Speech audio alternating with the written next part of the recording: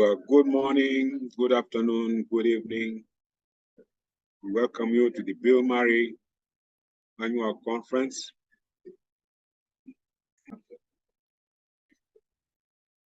Good morning, good afternoon, good evening, wherever, which part of the world we are at. We welcome you to our annual Bill Murray Conference.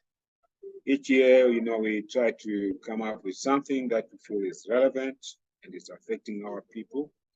And this year's theme is peaceful solutions to violent world problems.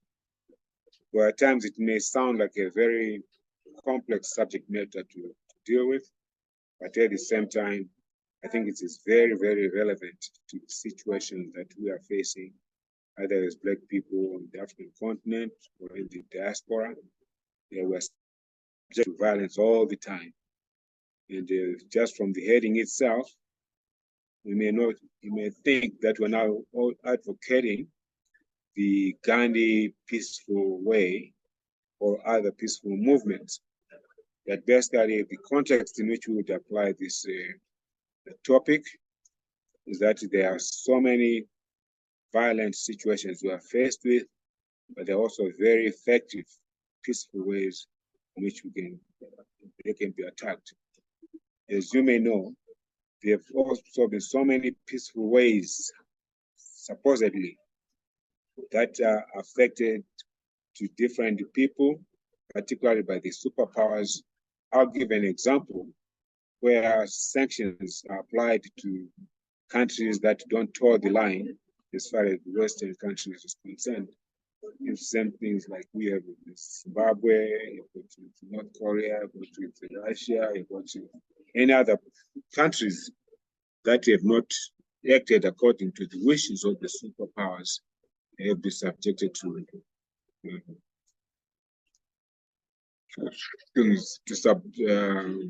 violent processes. But many of them have chosen, in some cases, very peaceful ways of attacking their situations. For instance, the latest results in Niger, where the army took over from supposedly democratically elected leader. But what was very interesting is to see how the whole world, particularly the Western world, reacted to the removal of the prime minister or president of Niger. But what people don't seem to appreciate is that the masses themselves, they applaud and support the action taken by the military. In Western world, they try to portray that each military coup is a negative effect, but at the same time, they don't analyze that many of the military personnel in Africa now are from young people. And you cannot dissociate their desires as military guys from those of young and their contemporaries in their own countries.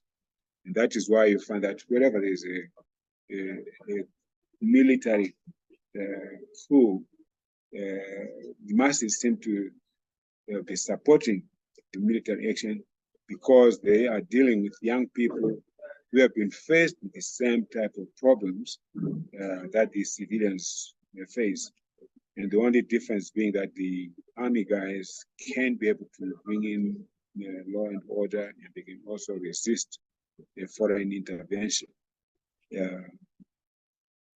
So to me, as of now, the only violence that is occurring in the places like Niger and Mali and all that is the one coming from sponsored terrorists who did not exist some years ago, but because they're now being introduced as a way of checking the balance of power within the country, and also to the African leaders on a leash that, if you don't behave, we're going to let go of the terrorists, so-called terrorists, attack you. And if you behave properly, then you tell the terrorists not to attack your country. But this is a very big contradiction, where on one hand, the people decide for themselves what they want, but if it is not in line with what the Western countries want, then it's not acceptable.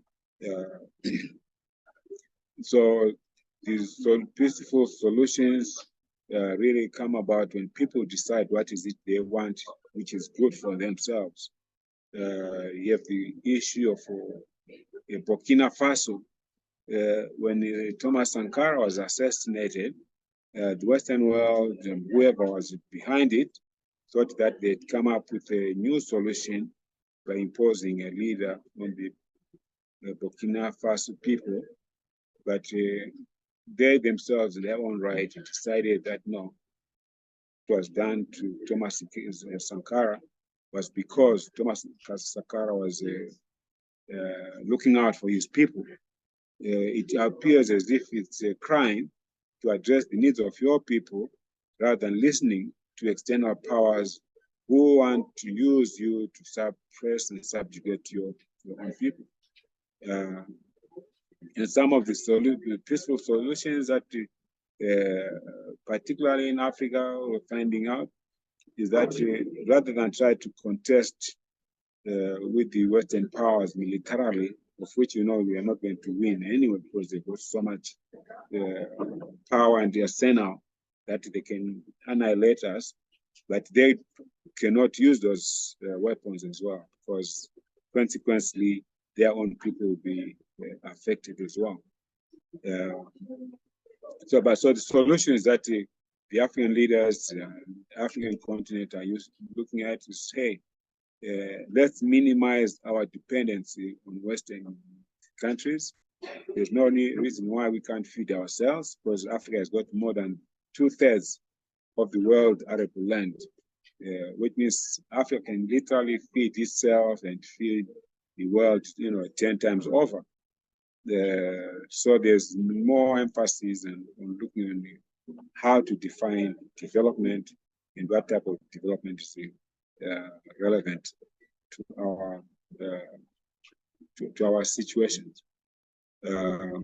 So I would say that yes, peaceful solutions do exist for a violent world problems.